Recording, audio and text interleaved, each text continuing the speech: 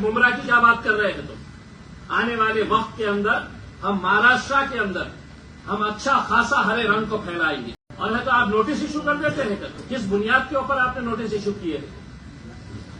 और मैं एक मर्तबा आप सुन लीजिएगा, हमारी ये जो बच्ची चुनकर आई है शहर, उसके स्टेटमेंट से हम कतई किनारा नहीं कर रहे हैं, बिल्कुल नहीं कर रहे हैं।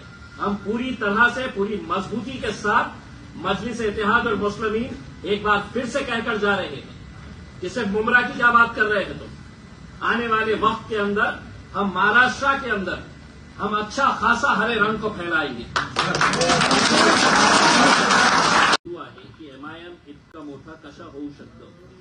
संविधानाने आम्हाला अधिकार दिलेला आहे आणि देशामध्ये मला असं वाटत नाही कोणता दुसरा नेता असदुद्दीन ओवैसी साहेब पेक्षा जास्त मोठा आहे, जे वारंवार लोकसभेमध्ये संविधानाला आपण कशा वाचवू शकतो, या देश संविधानाप्रमाणे आपल्याला चालवायचं आहे, हे वारंवार ते लोकसभेमध्ये बोलत राहिलेले आहे।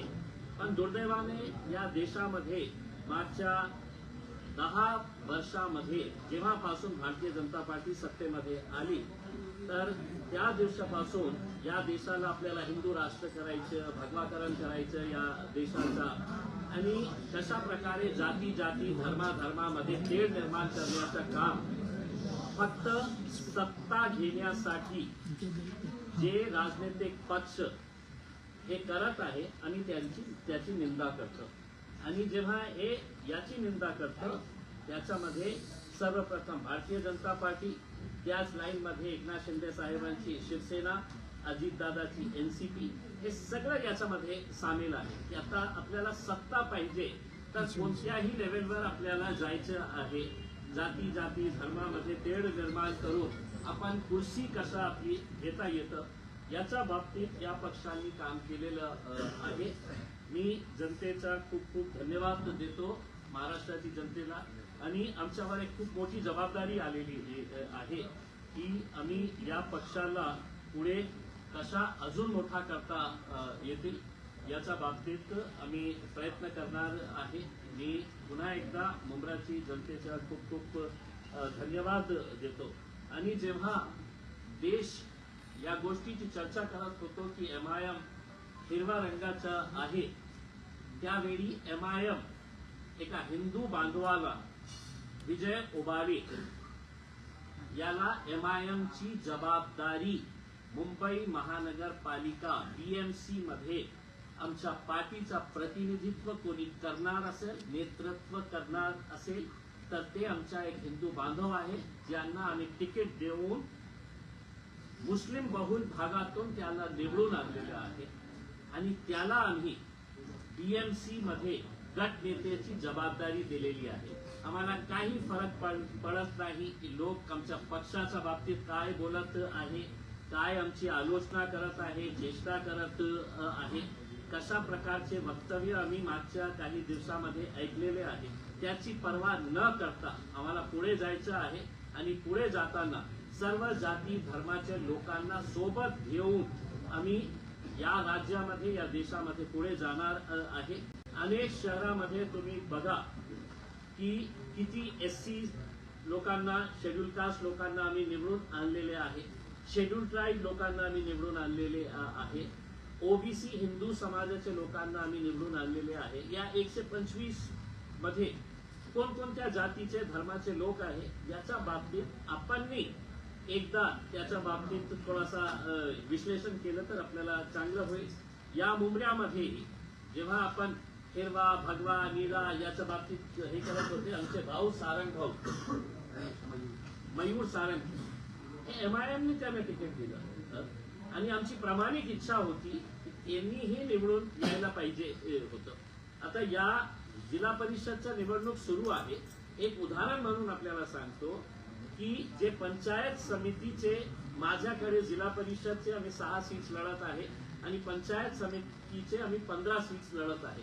त्या 15 पैकी 9 जे आहे ते हिंदू समाजाचे आहे, त्याच्यामध्ये मराठा समाजातले आहे, हिंदू समाजातले, ओबीसी समाजातले लोक आहे, त्यांना आम्ही तिकीट दिलेले आहे। लाईन मध्ये उभे राहून ते आमच्या तिकीट मागत होते. मग एका साईडला जनता आमच्या सोबत, जनताचा विश्वास जे आहे ते MIM वर वाढत चाललेला आहे. ओवेसी साहेबांना त्यांनी बघितलेले आहे की जेव्हा या देशावर जेव्हा हल्ला चढवण्यात आलं होतं, एकमेव नेता होता की ज्यांनी विदेशात जाऊन नाही हे धरती आमची आहे, हा देश आमचा आहे, त्यांनी कशा प्रामाणिकपणे आपली भूमिका मांडली होती. लोकसभेमध्ये कशी प्रामाणिकपणे आपली भूमिका मांडली होती. आता जेव्हा ज्या पक्षांचा पराभव होतो तर त्यांना असं वाटतं की सगळ्यात सॉफ्ट पंचिंग बॅग कोण आहे, तर MIM पक्ष आहे.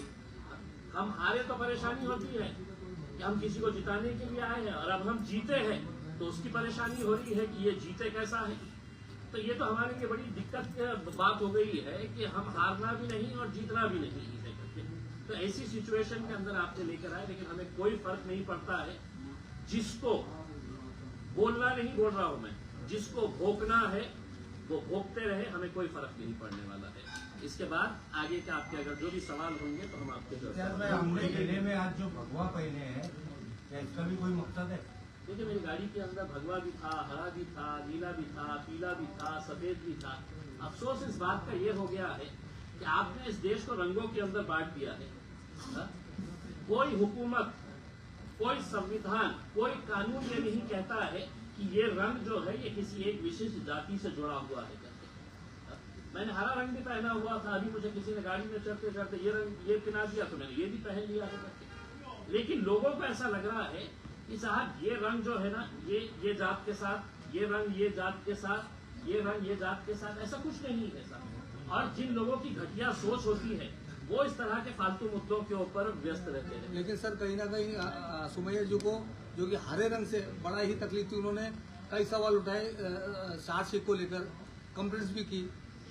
देखिए, अब चूंकि अब आप लोगों ने बात शुरू ही की है तो मैं आप लोगों को कुछ भारतीय जनता पार्टी के नेताओं के कुछ बयान आपको सुनाना चाहता हूं, जिसमें से एक दो ही बयान आपको सुनाऊंगा. मैं ज्यादा ना तो फालतू चीजों के अंदर मैं ये करता हूं.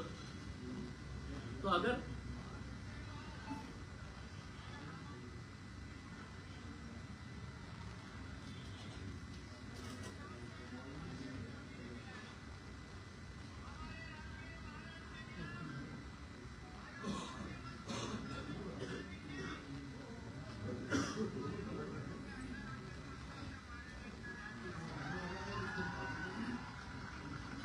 तुम्हारे मस्जिदों के अंदर आकर घुसकर तुम्हें मारेंगे. मैं अब मुमरा की पुलिस से एक सवाल करने के लिए आया हूं. इसको नोटिस दिए थे आपने? हर रोज अहमदनगर का एक MLA अजीत पवार की पार्टी का मुसलमानों के खिलाफ जहर उगलता है. भाजपा की एक महिला है, हर रोज मुसलमानों के बारे में जहर उगलती है. कितने लोगों को आपने नोटिस दिए हैं, मुझे ये बताइए. क्या कानून इनके लिए अलग है? क्या कानून हमारे लिए अलग है? सिर्फ एक तोतला आके यहाँ पर खड़ा हो जाएगा 2-5 लोगों को लेकर. तो मैं मुमरा पुलिस को ये कहना चाहता हूं, अगर ये तोतला जितने लोग तुम्हारे पुलिस स्टेशन में लेकर आया उससे 10 गुना लोग हैं तो मैं तुम्हारे पुलिस स्टेशन में लेकर आ सकता हूं. हमें कोई इसका है तो राजनीतिक कोई खेल नहीं खेलना है. हम जीत कर आए हैं, हमारी जिम्मेदारी बड़ी है. हम सभी जात, धर्म और मजहब के लोगों को साथ में लेकर चलना चाहते हैं. लेकिन एक बच्ची के बयान के ऊपर आप इतना बड़ा बवाल मचा दे रहे हैं. देश भर में है तो डिबेट चल रहा है, यानी कि देश भर के अंदर और कोई मुद्दा बचा ही नहीं है करके. और वो आके कहते हैं कि नहीं साहब हमने है तो कंप्लेन दे डाले है, एक्शन लेना. किस कानून के तहत एक्शन लेना है, मैं उस तोते से पूछता हूं. बताओ मुझे कौन से कानून के तहत. मैं मुमरा की पुलिस से ये सवाल करने के लिए आया हूं, कौन से कानून के तहत तुमने है तो ये नोटिस दिए है हमारी बच्ची को. हुकूमत, एक सुनिए, पहले हुकूमत आपकी है तो क्या मतलब ये है कि कानून आपके हिसाब से चलेगा? किस सेक्शन के अंदर में है तो आपने ये दिए है? क्या ऐसा आपको ये लगा है? ये इनके भारतीय जनता पार्टी के पिल्ले रोज है तो मस्जिदों में घुस के मारेंगे, पाकिस्तान चले जाओ, तुम्हारे बाप का सूरत तक तुम देख नहीं पाएंगे करके ये इस तरह के बयान देने वाले महाराष्ट्र की पुलिस क्या इन लोगों की गुलाम हो चुकी है? मुमरा की पुलिस इतनी डरती है कि ये 4-6 चिल्लर लोग आ जाते हैं और है तो आप नोटिस इशू कर देते हैं। किस बुनियाद के ऊपर आपने नोटिस इशू किए? और मैं एक मर्तबा आप सुन लीजिएगा, हमारी ये जो बच्ची चुनकर आई है शहर, उसके स्टेटमेंट से हम कतई किनारा नहीं कर रहे हैं, बिल्कुल नहीं कर रहे हैं। हम पूरी तरह से पूरी मजबूती के साथ मजलिस इत्तेहाद और मुस्लिमीन एक बार फिर से कहकर जा रहे हैं कि सिर्फ मुमरा की क्या बात कर रहे हैं तुम। आने वाले वक्त के अंदर हम महाराष्ट्र के अंदर हम अच्छा खासा हरे रंग को फैलाएंगे।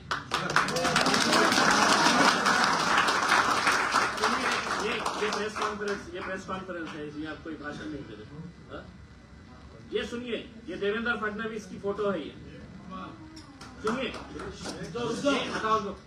ये देवेंद्र फडणवीस की फोटो है, औरंगाबाद के अंदर हर चौराहे के ऊपर लगाई गई है। क्या लिखा है उसके ऊपर? छत्रपती संभाजीनगर ने भगव्याची शान राखली। तुमच्यासाठी भगव्याची शान राखली आणि आमची मुली जेव्हा हे म्हणतं तिने आम्ही हिरवा रंग मुंबऱ्यामध्ये हे करणार आहे, तर इतकं वाईट उसके ऊपर आप है तो डराने धमकाने नोटिसेस इश्यू करने की बात कर रहे हैं करके। अब मैं आपके जरिए ये तोतले को बोल रहा हूं कि तुमने इस बच्ची के, छोटी बच्ची है, पहली मर्तबा जीत कर आई है, उसका जोश है, लेकिन मैं अगर बोल के जा रहा हूं, अब तुझे चैलेंज कर रहा हूं मैं कि मेरे खिलाफ तू क्या कार्रवाई कर सकता है, क्योंकि कायदे कानून हमको भी अच्छी तरीके से समझ में आते हैं। हम कोई डर के दब के झुक के है तो ये करने वाले हैं, ऐसा नहीं है।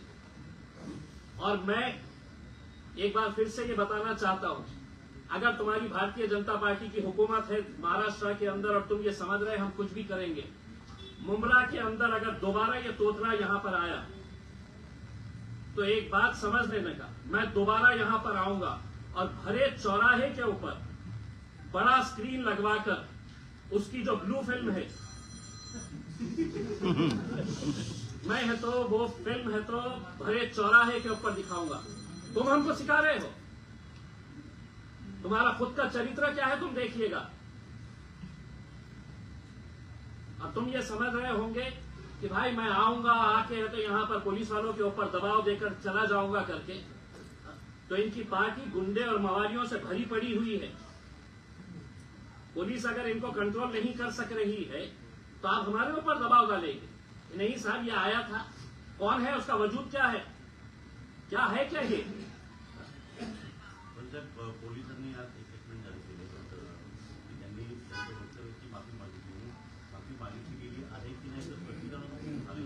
देखिए, इस बच्ची के ऊपर जिस तरीके से उनके परिवार के ऊपर जिस तरीके से प्रेशर लाया जा रहा था, उसमें हमने कहीं पर भी आज हमने मीटिंग लेकर ये कहा है कि देखिए हमारी जीत हुई है, हमें लोगों ने है तो आवाम ने है तो कबूल किया है, एक्सेप्ट किया है। हमारे अंदर ह्यूमिलिटी होनी चाहिए, हमने लोगों का धन्यवाद अदा करना चाहिए, हमने लोगों के अंदर एक पैगाम देना चाहिए कि साहब इतने सारे लोगों ने हमको वोट दिया है, अब हम मुमरा के विकास के लिए आगे बढ़ना चाहते हैं। मुमरा का विकास करते वक्त जब हम सड़क की बात कर रहे हैं तो सड़क के ऊपर कोई एक जाति के लोग नहीं चलने वाले हैं। जब हम कचरा उठाने वाले हैं तो वो कचरे की बदबू सिर्फ एक समाज को सताती है, दूसरे समाज को सताती है, ऐसा नहीं है। ड्रेनेज अगर है, इंफ्रास्ट्रक्चर अगर नहीं है, तो ये सब चीजें जो है हम मुमरा के विकास के लिए, लेकिन सारे लोगों को तकलीफ इस बात की सता रही थी कि एमआईएम 125 सीटें कैसे जीत गई, गोवंडी के अंदर है तो हमने मुंबई में 8 सीटें कैसा जीत गए हैं, मुमरा के अंदर हमने 5 सीटें कैसा जीत गए हैं करके। भाई आप लोगों की ये जिम्मेदारी थी कि एक यंग लड़की, पढ़ी लिखी, हाईली एजुकेटेड बच्ची, जिसको कितने दिन सताया गया है उसके परिवार वालों को कि हम टिकट दे रहे, अभी दे रहे, सुबह दे रहे, रात में दे रहे, आधी रात को दे रहे हैं करके, उसमें मेहनत करे, रास्ते के ऊपर आए, लड़े झगड़े, उसके ऊपर पुलिस नोटिस दे रही है।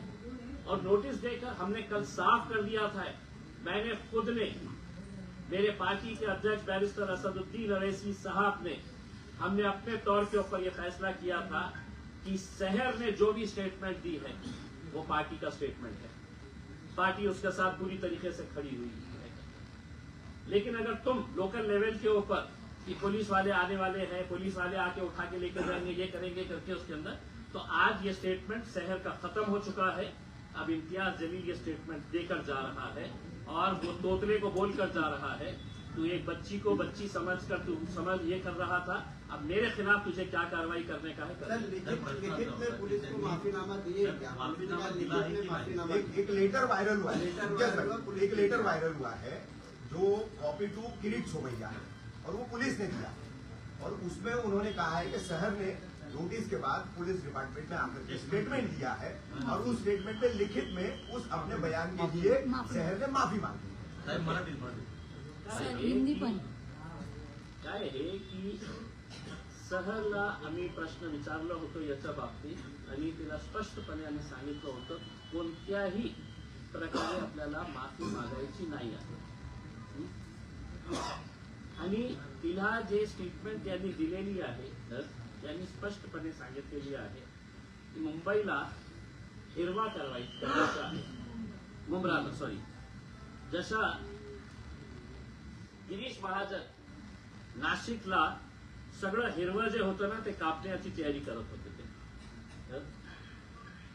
गिरीश महाजन को है तो नासिक से है तो हिरवा चाहिए ही नहीं था, पूरी का पूरा नासिक एक साथ आ गया है कि नहीं, बोला साहब हमको हिरवा बचाने का है करके, हरियाली बचाने का है करके उसमें।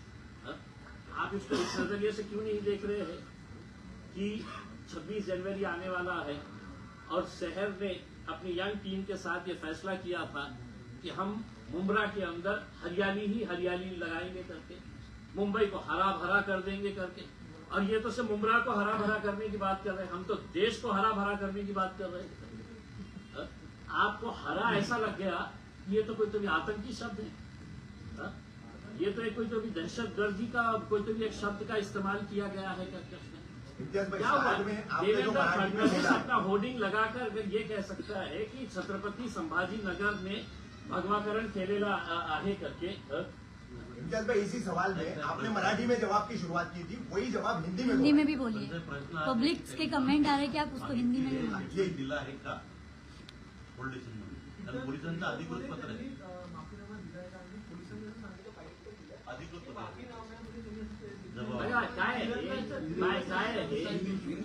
सर हिंदी सर स्टार्टिंग का हिंदी में बोल दीजिए जो आपने स्टार्ट किया। मैंने सुनिए, इतनी लाचार मुंब्रा पुलिस को चंद मवाली गुंडे भारतीय जनता पार्टी के पदाधिकारी होंगे, लेकिन मैं समझता हूं कि मुंब्रा के सीनियर पीआई साहब ने वो तोतले से पूछना चाहिए था कि भाई तू वो बच्ची के बारे में है तो सवाल उठा रहा है, ये तेरा एक वीडियो देखा है क्या करके। सीनियर साहब को मैं भिजाऊं क्या उनका वीडियो, किरीट सोमैया का वीडियो भिजाऊं मैं? तो आप इस बच्ची के ऊपर उनके परिवार वालों के ऊपर जितना प्रेशर लेकर आ रहे हैं, अब अगर ये बच्ची को ऐसा लगता है कि मेरे ऊपर बहुत ज्यादा प्रेशर आया है, मेरे काम का फोकस हट रहा है, इतने ज्यादा हेट मैसेज सोशल मीडिया के ऊपर उसके खिलाफ ये किया जा रहा है, एज इफ कोई एक नया टेररिस्ट इस देश के अंदर आ गया है। भाई हरे रंग का उन्हें भगवे रंग का बोले हैं। इस देश के अंदर एक नचनिया है, सुनिए,